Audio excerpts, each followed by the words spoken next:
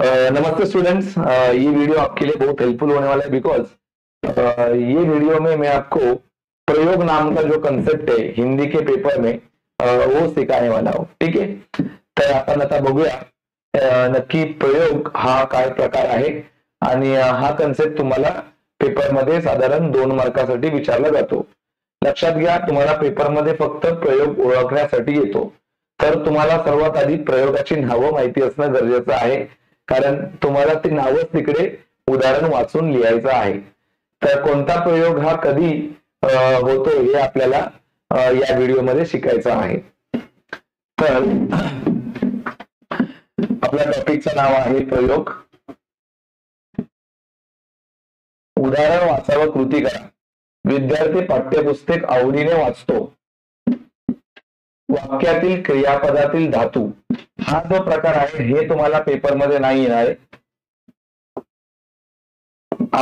आपला जो अभ्यासाचा पाठ आहे हा आहे. ठीक आहे. येस. बघा, प्रयोगाचे किती प्रकार पडतात? तर प्रयोगाचे 3 प्रकार पडतात. प्रयोगाचे टोटल 3 प्रकार पडतात. सगळ्यात पहिला प्रयोग आहे कर्तरी प्रयोग, दुसरा आहे कर्मणी प्रयोग आणि तिसरा आहे भावी प्रयोग. असे प्रयोगाचे 3 प्रकार आहेत. सगळ्यात आधी आपण बघूया कर्तरी प्रयोग कशाला म्हणतात. तर तुमच्या समोर मी पहिलं कर्तरी प्रयोग शिकवत आहे.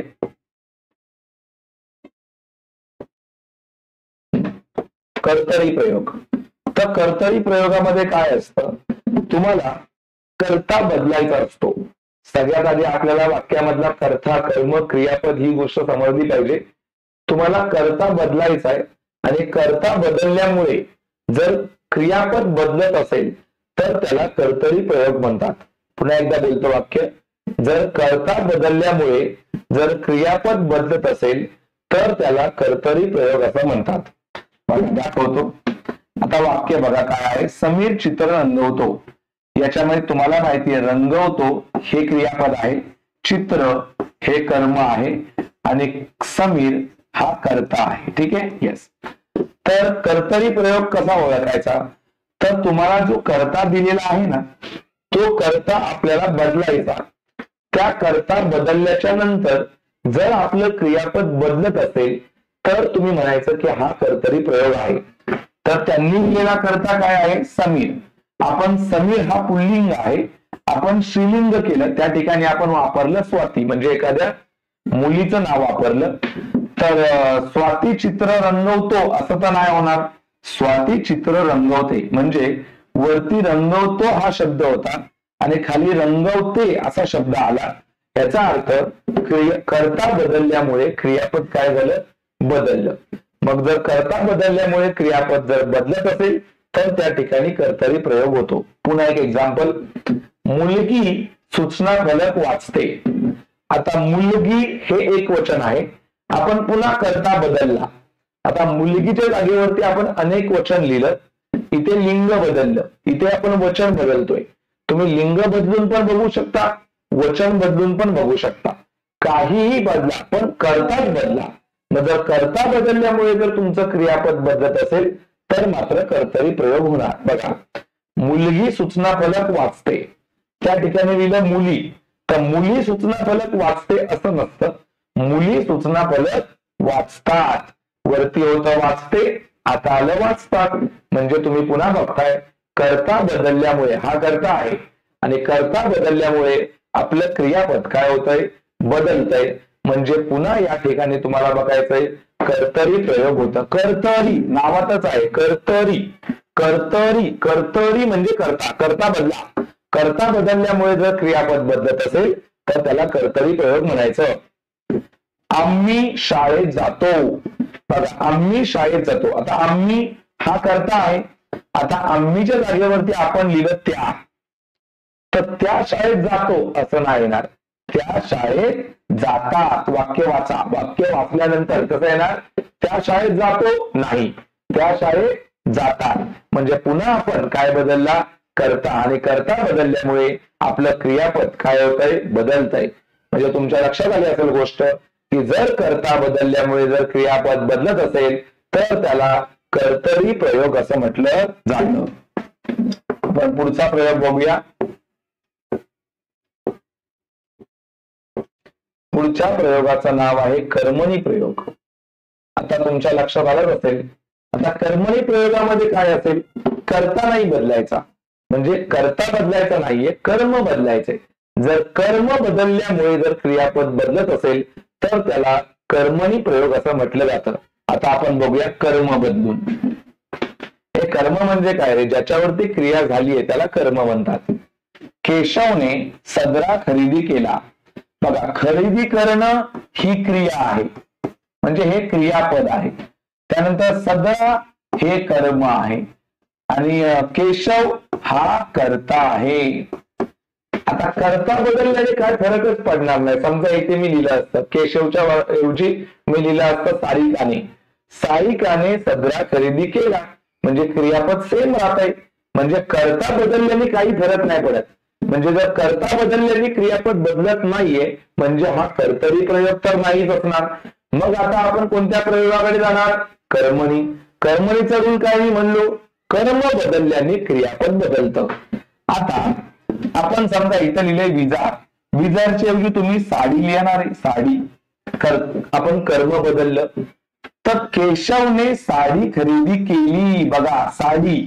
केशवने विजार खरेदी केली, वरती इथे होतं केला, आता काय आहे केली. म्हणजे मला सांगा या ठिकाणी आपण कर्म बदललं, वरती होता सदरा, मग काय लिहिलं विजार. मी काय म्हणलं, विजारच्या ऐवजी तुम्ही काय शब्द वापरून बघा, साडी. मग तुम्हाला कळतंय की कर्म बदलल्याने क्रियापद काय होतंय, बदलतंय. मग जर कर्म बदलल्याने क्रियापद बदलत असेल याचा अर्थ हा कर्मणी प्रयोग आहे. पुन्हा एक एक्झाम्पल, कमलने बक्षीस मिळवले. आता बक्षीस हे एक वचन होतं, आपण कर्म बदललं, बक्षिसे हे अनेक वचन केलं. बघा, आता कमलने बक्षीस मिळवले आणि कमलने बक्षिसे मिळवली. बघा, वरती आहे मिळवले आणि खाली आहे मिळवली. याचा अर्थ आपण जेव्हा कर्म बदलला, बक्षीस होतं वरती कर्म, खाली काय केलं बक्षिसे. आपण मनातल्या मनात बघायचं हे, इथे काय तिथे आपल्याला लिहायचं नाहीये. ही असं मनात आपल्याला करायचंय की आपण कर्म बदललं, जर त्या ठिकाणी वेगळं नाव लिहिलं तर आपला क्रियापद बदलतोय की नाही. मग जर आपला क्रियापद बदलत असेल याचा अर्थ हे तुमचं कर्मणी प्रयोग आहे. कर्तरी प्रयोग, कर्ता बदलून बघायचा, क्रियापद बदलतंय म्हणजे हा कर्मणी प्रयोग. कर्मणी प्रयोग कर्तरी प्रयोग. कर्मणी प्रयोग मध्ये कर्म बदलून बघायचं, क्रियापद बदलत असेल तर म्हणायचं कर्मणी प्रयोग. त्याच्या उलट एकच कन्सेप्ट आता उरलेला आहे आणि तो आहे तुमचा शेवटचा प्रयोग, ज्याचं नाव आहे भावे प्रयोग. भावे प्रयोग खूप सिंपल कन्सेप्ट आहे भावे प्रयोगाचा. भावे प्रयोग नक्की कशाला म्हणतात, भावे प्रयोग कशाला म्हटलं जातं, तर भावे प्रयोग म्हणजे काय, कर्मा बदललं, कर्ता बदलला तरी क्रियापद बदलत नाही, कर्म बदललं तरी पण क्रियापद बदलत नाही. म्हणजे तुम्ही कर्ता बदलला तरी पण क्रियापदावरती काहीच फरक पडत नाही आणि जर तुम्ही कर्ता बदलला तरी पण क्रियापदावरती काही फरक पडत नाही. थोडक्यात कर्ता कर्म काही बदला, क्रियापद मूळ आहे तेच राहतं, तेव्हा त्या ठिकाणी भावे प्रयोग होतो. बघा दाखवतो. आता रोखणे ही क्रिया आहे. रोखणे हे क्रियापद आपल्याला वापरायचंय. सैनिकाने शत्रूला सीमेवर रोखले हे मेन क्रियापद आहे. सैनिकानेच्या ऐवजी इथे लिहिलं सैनिकांनी, म्हणजे आता कर्ता बदलला. सैनिकांनी शत्रूला सीमेवर पुन्हा रोखले असाच येणार. सैनिकांनी, आता शत्रूला कर्म होतं, कर्म बदलून बघितलं, सैनिकांनी शत्रूला सीमेवर रोखले. बघा, आपण इथे कर्ता बदलून बघितला तरी क्रियापद तेच आहे, इथे कर्म बदलून बघितलं तरी क्रियापद तेच आहे. अरे काय शिकलो, जर कर्ता आणि क्रियापद दोघांना जरी बदलले तरी आपलं क्रियापद जर सेम राहत असेल तर त्याला भावे प्रयोग असं म्हटलं जातं. पुढचा कन्सेप्ट आहे इथे बघा, अजून एक उदाहरण दिलंय, बांधणे.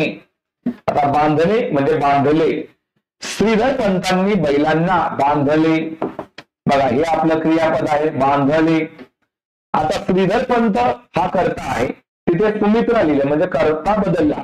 सुमित्राबाईंनी कर्म पण बदललं, दोन्ही बदलून बघितलं. सुमित्राबाईंनी गाईला पुन्हा येणार बांधले. त्यानंतर त्याने घोड्याला बांधले, पुन्हा दोन्ही बदललंय, तरी पण क्रियापद बघा, आम्ही शेळ्यांना बांधले, आणि काहीही केलं तरी मात्र आपलं क्रियापद कसं राहतंय, सेम. मग जर क्रियापद बदलतच नसेल, कर्ता बदलला तरी देखील आणि कर्म बदललं तरी देखील, तर त्या ठिकाणी तुमचा भावे प्रयोग होतो. तर तुम्हाला या व्हिडिओमध्ये कर्ता, कर्तरी, कर्मणी आणि भावे ही तिन्ही गोष्टी समजलेल्या असतील. तुमच्या स्वाध्यायामध्ये काही वाक्य दिलेली आहेत, ती वाक्य देखील मी या ठिकाणी सोडून दिलेली आहेत. ही तुमची वाक्य आहेत टोटल 10, आणि तुम्हाला या 10 वाक्यांची आन्सर इकडे मिळतील. या देखील वाक्यांचा व्यवस्थित पद्धतीने तुम्ही अभ्यास करा, कारण की याच्यातल्या बऱ्याच गोष्टी बोर्डामध्ये विचारल्या जातात. तर कोणत्या वाक्यामध्ये कोणता प्रयोग आहे हे तुम्हाला इथून कळेल, याचा देखील व्यवस्थित वाचन करा आणि कोणत्या वाक्यात कोणता प्रयोग आहे हे ओळखून घ्या. फिलहाल जर तुम्हाला ही व्हिडिओ आवडली असेल आणि जर तुम्हाला या व्हिडिओचा येणाऱ्या पेपरसाठी फायदा होणार असेल तर या व्हिडिओला लाईक करा, शेअर करा, आणि जर तुम्ही या चॅनलवरती नवीन असाल तर चॅनलला सबस्क्राईब करायला विसरू नका. थँक्यू.